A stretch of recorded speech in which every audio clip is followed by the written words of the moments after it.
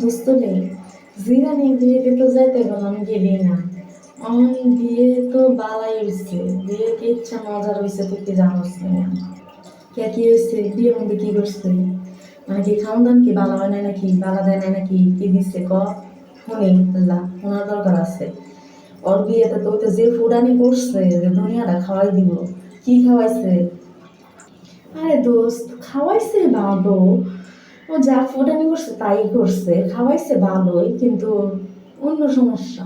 কিন্তু কইতে না করছে, মানে কইছে আরে কইস না, কারোরে কইস না এরকম কথা কেন? আর বল যে সুন্দর না, আর বল যে হসা, মানে দেখতে সুন্দর না, কারোর এরকম কথা কইস না তুই।